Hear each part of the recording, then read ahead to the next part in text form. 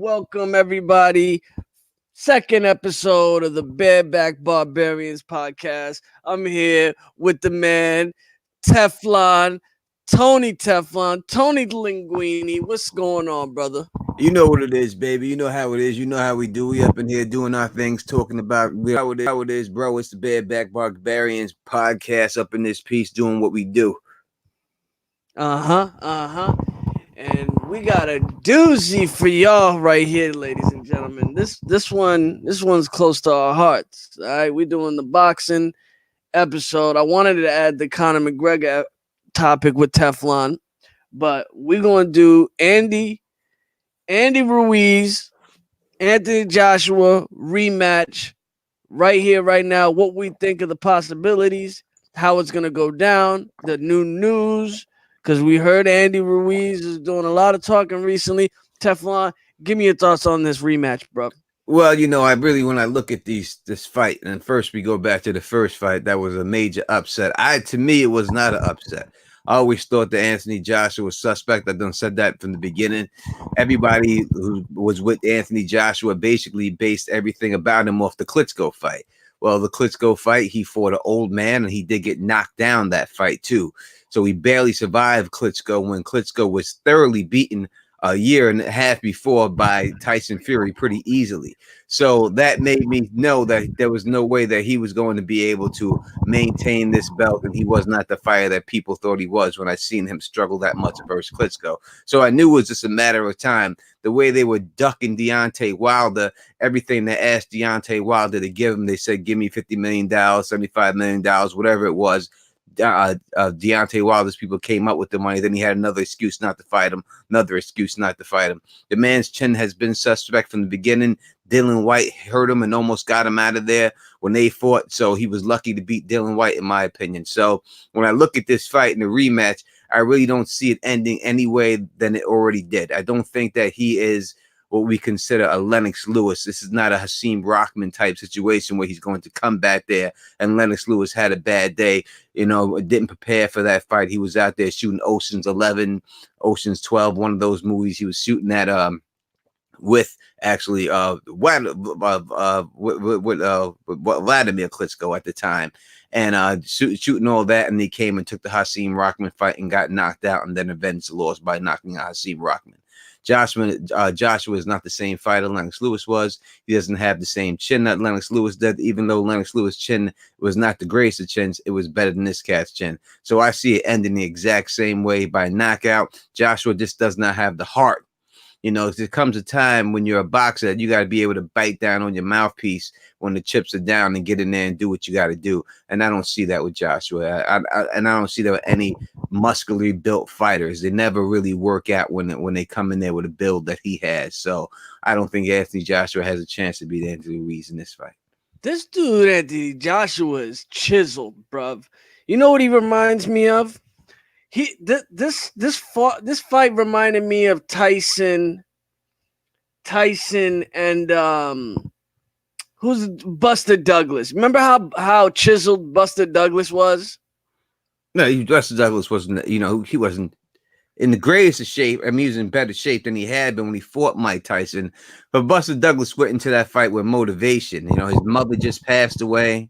So his mother meant a lot to him. So he went in that fight for it all. And Buster Douglas was always considered a good fighter, but he always gave up. He always quit when it got tough.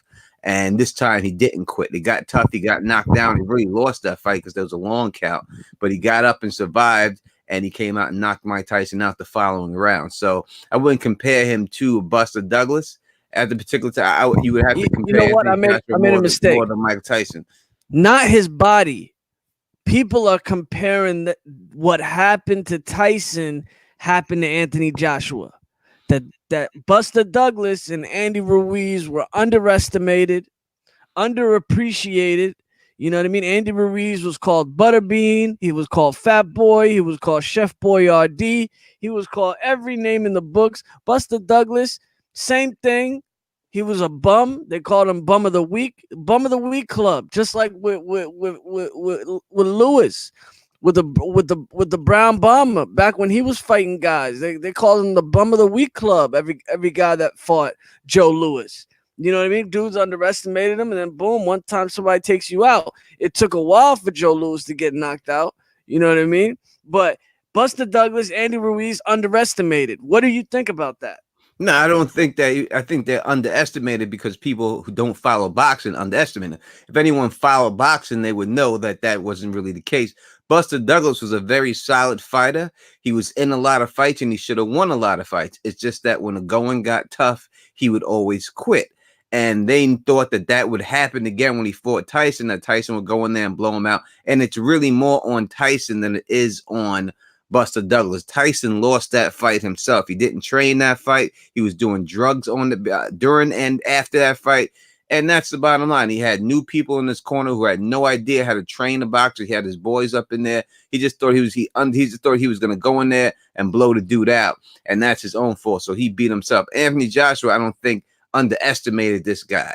I think Anthony Joshua just isn't a good fighter. And that's why he lost to this dude. You know, so when you look at Andy Ruiz, he may not be in shape, but if you look at the fights and anyone watched him fight and he's seen him fight the Parker fight, he won that Parker fight. To my opinion, he didn't get the decision, but he won that fight. So when you look at that and then you've seen Anthony Joshua fight Parker and he did what he had to do to win the fight, but he just stood on the outside and just jabbed him and wasn't ready to engage him. Andrew Ruiz, to me, beat Joseph Parker that fight and beat him pretty easy. So I don't know how people would think that. Maybe if they just not following the sport or they're just casual fans and they're getting hypnotized by the way Anthony Joshua looks. He looks the part. He looks like a heavyweight champion, but I don't think he has the heart of a heavyweight champion. You think he's got a weak chin? Yeah, it's a known fact he has a weak chin. As I said, he got shook up by Dylan White, but Dylan White hits pretty hard. So it's not like he's getting hit by dudes that are sore-fisted and knocked him out. He's getting hit by guys who could crack. But when he gets caught in the chin, he went down in the Klitschko fight. He got hurt when he fought Dylan White, and now he got knocked out in this fight. I mean, 3 times the charm, man. See, this fight, you could see, like, when you rewatch this fight, you could see in Anthony Joshua's eyes, by round 6 or 7, he didn't want to be there no more. You could see he didn't want to be in that fight no more. He took a shot. He took a rabbit punch. I think it was back in, I think it was in like the 5th or 4th round. He took a rabbit punch to the back of the head. That was the one that shook him. Did you see that rabbit punch? I don't know if you could call it was it was high on the head. I don't know if it was exactly a rabbit punch that hit him directly behind his head. It was high on the head, but he never recovered from that shot. There's no doubt. He could say it messed up his equilibrium or whatever, but he was never the same after he got hit with that shot. He was never the same. Definitely not. The Vaseline was dripping off the tip of his nose. He didn't know where he was. He didn't know where the fuck he was. So it's crazy. Now you got Anthony. You got Ruiz going on different podcasts, different boxing channels, saying that he's not going to take the rematch. What do you think about him saying he's not doing a rematch with this guy? It's all about the clause in the contract. If he has a clause in the contract, then he has to take the rematch. He's going to have to take the rematch. That's the bottom line. No matter what's going to want to do, or he's going to be stripped of the title. So he's got to take the rematch. I'm sure that he's doing posturing right now to get more money because this is his payday. But I'm sure that he'll be able to he'll take the fight when it's all said and done. I've said this for a long time. I think Anthony Joshua got greedy. I think his manager got greedy. Pretty much all of the big 3 are greedy in some certain way, but Joshua is the greediest because he should have took the Wilder fight. Fury and Wilder, you know, people want to see the top dogs fight each other. Do you think greed played a part in the demise and the loss of Anthony Joshua taking the Ruiz fight? No, I don't think it was greed. I think they were just saving him. They knew, Eddie Hearn knew that if he fought Deonte Wilder, it's over. He knew that if Deonte Wilder hits him one time, it's over. That was his cash cow. He was making a lot of money just fighting bums of the week in England, selling out the stadiums in England. and he was going to go that route. He's making a lot of money fighting these bums. Why does he want to fight Wilder and get knocked out? Exactly. So I don't think it was greed that to the point. If you want to say it's greed, that he was happy just making that money, but he didn't care about being a heavyweight champion or unifying the belts and everything. And Eddie Hearn knew what he had. He's seen Anthony Joshua in training, and he knew the deal. So there's no way he could beat Joshua. There's no way Joshua could beat Deontay Wilder, and there's no way that Anthony Joshua could beat Tyson Fury. And that's the bottom line. That's why he avoided both of those people, and this is making all the money he can. If he wanted the Wilder fight, he would have took the Wilder fight. They asked for a certain amount of money. Wilder and them came up with the money, and then made another excuse why they couldn't take the fight. So he doesn't want no smoke with those dudes. I respect Tyson Fury a lot, right? This dude, out of all the three, for some reason, I gravitate a lot more to Tyson Fury. I know you're a Wilder guy, but Tyson Fury, for me, I think is the best boxer out of the three. What do you think about that? If it ain't pure boxing ability, pure boxing skills, then yes, he has the best jab. He has the best foot movement, and out of all three of them, I don't even put Joshua in this category, to tell you the truth. He's not with those three. It's really just those two up there right now. So yes, he does have better boxing ability when just straight boxing ability than Deontay Wilder, and he's most likely the best boxer in the heavyweight division right now. We got new quotes that Wilder is telling Fury to wait and step aside and let him get the first crack at Joshua after the Ruiz fight, because they're assuming Joshua beats Ruiz, gets the belt back, then Wilder is at the top of the list. Do you think that's going to finally happen? No, because they already signed the fight, the rematch is sometime in January, February. It's early next year. It's signed, sealed, delivered before Deontay Wilder fight Tyson Fury. So since that fight's already signed, that's going to be that's going to be Deontay Wilder's next fight. He's going to fight this fight versus Luis Ortiz, then he's going to take on Tyson Fury. Okay. Yeah, we haven't been blessed this generation with a great heavyweight division, but these three guys, they're doing it. They're doing their thing. People say this isn't a heavyweight generation. It was a middleweight generation for a little while, like it was in the mid 80s, Hagler, Hearns, Sugar Ray Leonard, you had, Cotto, you had, Pacquiao, you had, of course, Mayweather, but the heavyweight division was left alone for a while. Do you think these three are bringing the heavyweight division back? No, I don't think they're bringing it back. The only one who's bringing it back is Wilder. He's the one that's going to do it. If anyone's going to save the heavyweight division, it's just him as a fighter. He's the only one that's going to generate, when it's all said and done, draw attention, because he knocks people out. When you deal with heavyweights, people want to see heavyweights knock people out. Tyson Fury is a good fighter, but he doesn't really have a lot of pop. So, and it's not his style to sit down his punches and knock people out. So that's not exciting for people. People like to see people get stopped. They like to see people get knocked out, especially when you're dealing with heavyweights. The only one who consistently does that every fight he fights is Deontay Wilder. So he's the one that's going to save the heavyweight division. And as goes the heavyweight division, goes all of boxing. So when the heavyweights are up there making money, everyone in boxing makes money. When you seen like the people you mentioned, the welterweights that were doing their thing, when it was Cotto and it was Floyd Mayweather and it was all those guys, it was just those people making money. It didn't spread to the other divisions. They didn't cause enough make people come out and see other fights. It's the heavyweights. When Tyson was making out there, everyone made money, because anyone who fought in his undercard became a star, because so many people tuned into his fight. And that's the way it will be with Deontay Wilder, as long as he continues on the course that he's on. What happens if Anthony Joshua does not beat Ruiz? If Anthony Joshua doesn't beat Ruiz, his career is just about over. His career as a top fighter is over.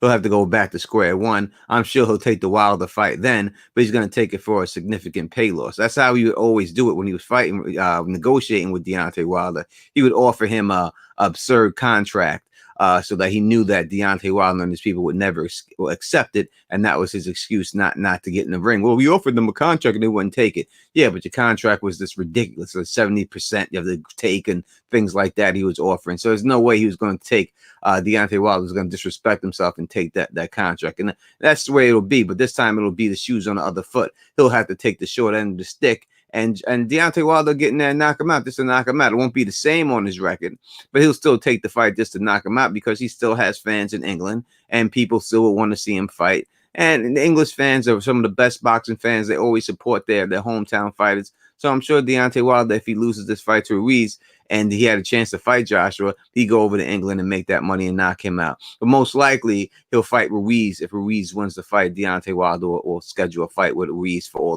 the chips.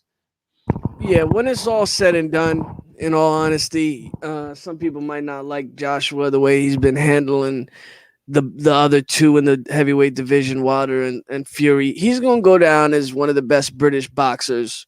I think there's been very underrated the British boxers that have come around. Lennox Lewis will always be up there in the pantheon. And few people know Randy Turpin.